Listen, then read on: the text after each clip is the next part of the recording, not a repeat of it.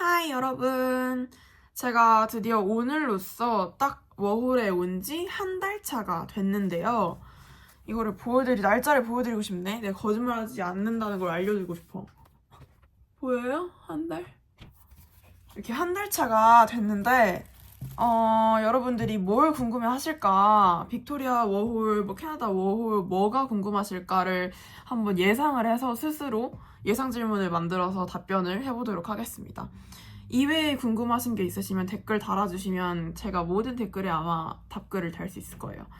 자, 시작할게요. 첫 번째, 캐나다 거리. 제가 느낀 캐나다 거리는 어땠냐? 좀 충격적이었거든요. 제가 지금 빅토리아라는 곳에 와 있는데 이곳은 밴쿠버랑 토론토보다 조금 더 조용하고 평화롭고 깨끗하고 천국 막 이런 이미지의 지역이었어요. 그런 곳에 저는 지금 현재 다운타운에 살고 있는데요. 일단 한국을 먼저 얘기해야 될 것 같은데 저희 한국에는 수원역, 서울역 이런 특정 역들을 빼고는 노숙자가 거의 없죠, 길가에. 그리고 길거리도 거의 깨끗하고 냄새도 딱히 안 나요.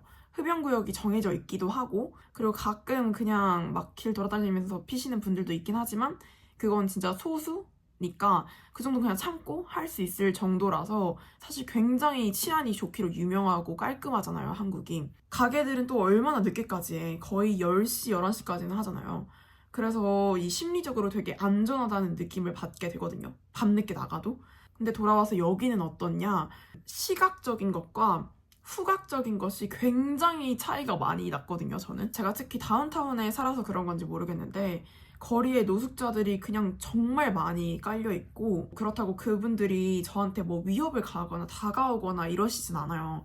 막 엄청 업되는 그런 마약이나 이런 걸 하시는 게 아니라 기분이 다운되는 마약을 하셔서 되게 행동도 느리시고 막 위협적이진 않은데 어쨌든 시각적으로 보여지는 게 안전하다고 느껴지진 않다. 그리고 총 3가지의 냄새가 나요. 담배 냄새, 마약 냄새, 오줌 냄새. 저는 사실 처음 왔을 때 오줌 냄새가 대마 냄새인 줄 알았어요. 왜냐면 친구가 그랬거든.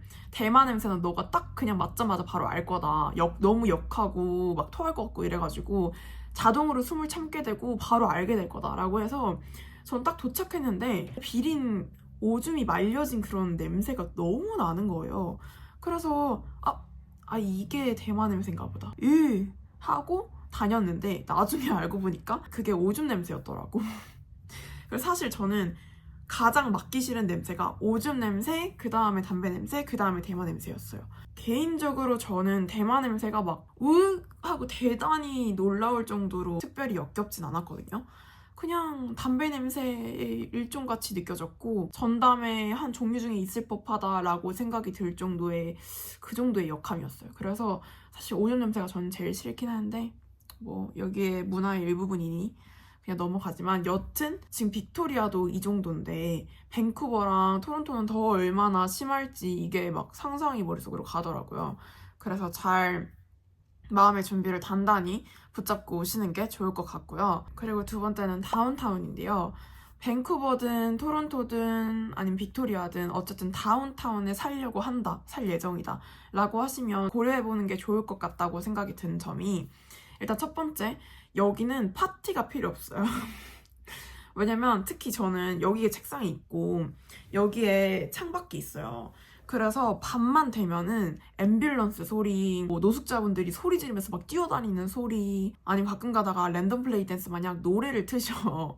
근데 약간 웨힙 같은 걸 트시거든요.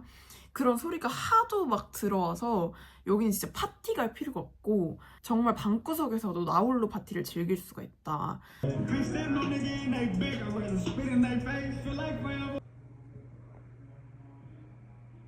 그래서 어떤 분들이 오시면 좋냐면, 저는 사실 잘 맞기는 하거든요.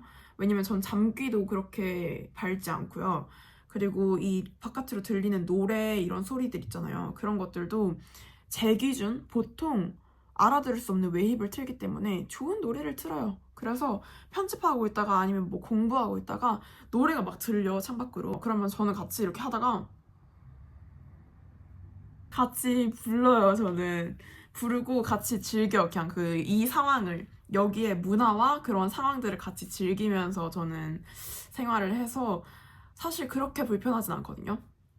그리고 다운타운에 사는 만큼 뭐 마트 다 가까이에 있지, 버스 탈 일 별로 없지, 그리고 뭐 알바 같은 거 일자리 구하면 바로 걸어서 갈 수 있지, 이런 편리성이 전 좋아서 사실 만족은 하는데, 뭔가 되게 잠기도 밝고 소리에 예민하시고 집중하는 업무 같은 거 해야 되고 이러시는 분들은 조금 오면은 스트레스를 많이 받을 수 있지 않을까라는 생각이 들었고, 특히 다운타운이라 노숙자도 조금 더 많은 것 같긴 해요.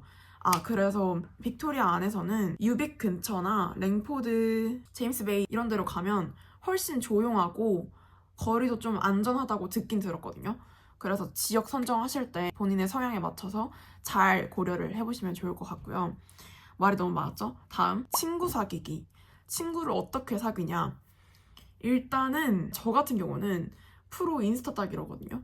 그래서 뭔가 이 사람과 나의 그 접점이 조금이라도 있었어. 좋은 커뮤니케이션이 있었어. 그러면 저는 바로 인스타를 따요. 최근에는 이런 경우가 있었어요. 제가 아파트라서 여기가 밑에 코인스타기를 써야 되거든요. 갔는데 어떻게 써야 될지 모르겠는 거야. 이게 건조기인가? 이게 세탁기인가? 이걸 모르겠는 거죠. 시간은 얼마나 돌아가지? 다 모르니까 이렇게 그 GPT에다가 질문들을 적어가지고 영어로 뽑아서 갔어. 혹시나 누구 마주치게 되거나 하면 물어보려고. 그래서 딱 문 열고 들어갔는데 어떤 인도 계열의 여자친구가 세탁기에서 막 빨래를 꺼내고 있는 거야. 그래가지고 내가 눈치 싹 이렇게 한번 보다가 Hi, can I ask you something? 이렇게 하고 핸드폰 보면서 그냥 보고 읽어요, 저는. You know? 이렇게. 그러면은 그 친구가 막 얘기를 해줘. 하면 Thank you very much 이렇게 하고 막 같이 빨래 하다가 그 다음에 눈치 또 쓱 봐. 말해도 되나? 안 해도 되나? 게다가 혹시 where are you from? 이렇게 물어봐. 그러면 그 친구가 I'm from 뭐 인디안이다 이렇게 하면은 Really? How did you study English? Because I just arrived in here so my English is not perfect yet. I'm so worried about that. 이렇게 얘기해요. 그러면은 그 친구가 난 영어 공부 어떻게 했고 어쩌고 막 이렇게 얘기를 해줘요. 왜냐면 도와주고 싶으니까 나를. 그 마음이 또 얼마나 예뻐? 그러면은 진짜? 너무 고마워. 알려줘서 thank you for letting me know. 막 이렇게 한 다음에 너 혹시 do you have an Instagram? 이렇게 해가지고 바로 인스타 따요. 그리고 제가 여기 집에 돌아왔어요. 방에. 그랬더니 그 친구가 DM이 온 거야. 건조기 제일 끝에 거 비었다. 가서 써라. 이렇게.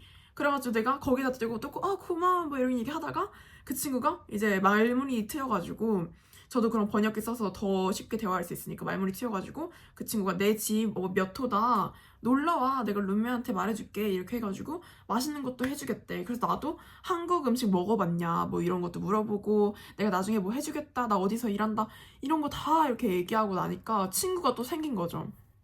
이렇게 생기는 경우도 있고요. 그리고 아니면 뭐 제가 그 첫날에 브이로그에 올렸던 것처럼 집 가는데 캐리어 들어주신 그 존키 언니 있죠. 그 언니도 제가 인스타 바로 땄었잖아요. 따가지고 인스타로 계속 이렇게 보면서 그 후에도 연락을 한번 했었거든요. 제가 영어 실력이 조금만 지금보다 업그레이드가 되면 저는 그 언니한테 밥 먹자고 할 거예요, 같이. 약간 이런 식으로 어디서든 친구를 만나서 인스타를 딸 수가 있다. 인스타를 따면은 친구가 될 수 있다. 이런 얘기를 좀 드리고 싶었고, 그래서 사실 자신감과 도전의식, 그리고 뻔뻔함이 좀 필요한 것 같아요.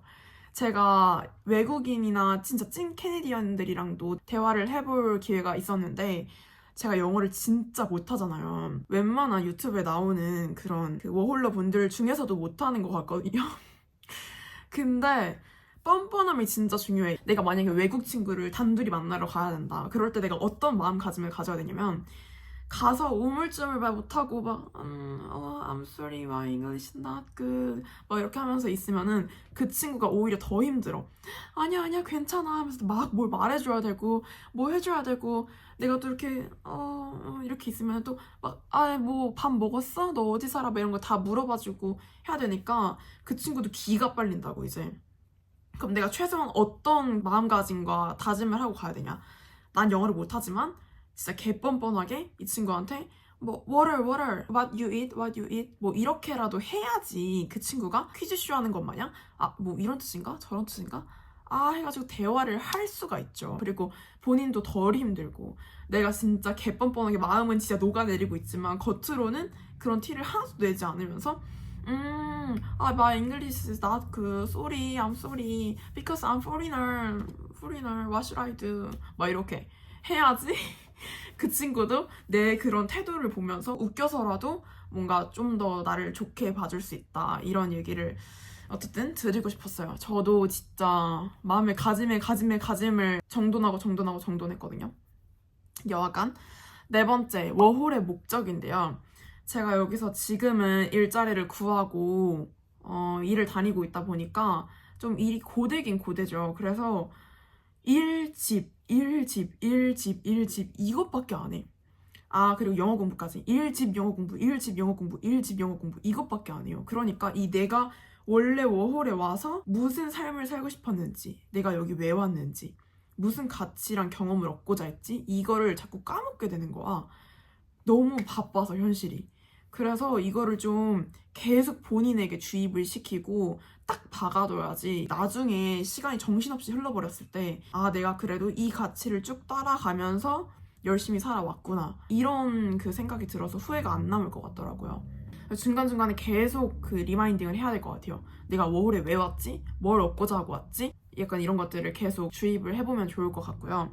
그리고 다섯 번째 맞나? 아니죠. 아, 몰라. 순서 상관없이 할게요, 이제. 어쨌든 다음, 사람들이 친절한가? 사람들 친절해요. 저 여기서 인종차별 당한 적 한 번도 없고, 그리고 한국인이냐고 물어보는 사람들도 좀 많고, 가끔 가다가 뭐 일본인? 뭐 물어보시는 경우 있는데, 뭐 물어볼 수 있지. 내가 동양인처럼 생겼는데. 아, 너는 I'm Korean? 이렇게 하면 돼요. 그래서 사람들 대부분 친절하고요. 근데 저는 약간 그런 얘기를 들었어요. 길 가다가 걸어가다 눈 마주치면 이렇게 웃어준다. 그렇지는 않아요, 근데. 이렇게 간혹가다 10명 중에 2명 정도는 그렇게 하긴 하는데, 까마귀 소리 들려요? 죄송해요. 10명 중에 2명 정도는 그렇게 하시긴 하는데, 대부분 그렇게까지 친절하시지 않고 그냥 그런 정도 그런 정도예요. 그래서 그렇다고 안 친절하진 또 않아. 그리고 여기 시민의식이나 이런 게 좀 높기는 한 게 본 것도 있고 들은 것도 있는데, 여기는 막 앰뷸런스가 지나가거나 하면은 소리를 삥삥 이렇게 내면은 모든 차들이 멈춘대. 양, 옆, 앞, 뒤 다 멈춘대. 다 멈춰서 그 차 먼저 지나갈 수 있게끔. 모든 차가 진짜 그냥 멈춘대. 그리고 그 어린이집 버스 있죠. 어린이집 그 노란색 버스가 있어요. 근데 그 노란색 버스에 이렇게 스탑 표지판이 이렇게 귀를 접고 있거든요. 그러다가 애들이 내릴 때 스탑 표지판이 이렇게 귀를 쫑긋 세우는 거야. 그러면은 옆에 있는 차들이 싹 다 멈춘대. 아, 양옆 앞뒤 다. 왜냐면 애들이 내리고 있을 수도 있으니까. 이런 그 사소한 배려. 버스 같은 것도 막 휠체어 타신 분들 아니면 뭐 노약자 분들 이런 분들이 먼저 타게끔 버스가 이렇게 딱 세잖아요. 다른 분들이 새치기해서 막 탈락을 해. 그러면은 버스 기사가 비켜 이렇게 얘기해요. 그분들한테 비켜 먼저 이렇게 타시라고. 그거를 버스 기사님이 이렇게 막 해주세요.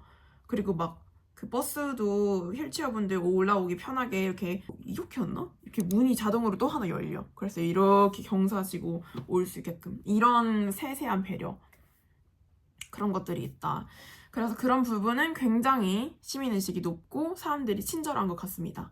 다음 벌레. 여긴 아파트라 그런지 벌레가 딱히 없어요. 근데 뭐 건물마다 쥐가 있을 수 있다고는 하는데 마우스라고 안 하고 여긴 또 렛이라고 하대. 렛. 진짜 작은 요만한 진짜 햄스터 같은 쥐가 있대. 근데 저는 아직 보지는 못했고요. 벌레도 딱히 없고 거미도 없어요.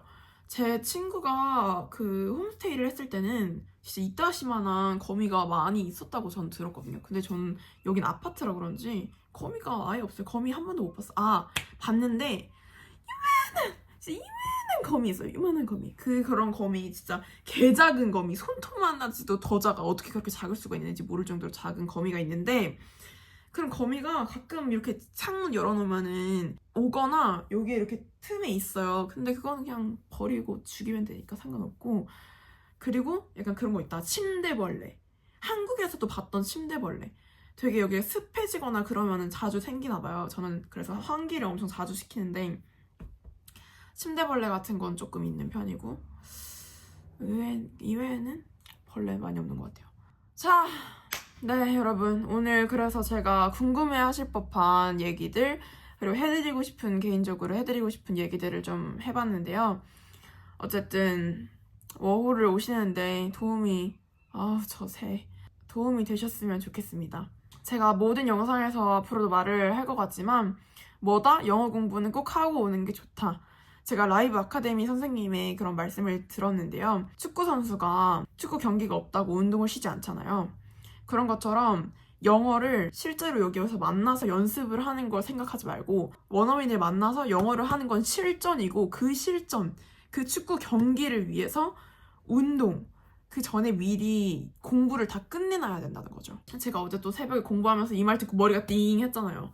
그러니까 여러분 여기 와서 연습하고 공부하고 배울 생각 하지 마시고 집에서 모든 내가 축구 경기를 뛸 수 있을 만큼의 그런 운동치를 다 늘려서 실전에 와서 영어를 써먹으셔라. 안녕. 바이바이. 다음 영상에서 만나요. 빠이.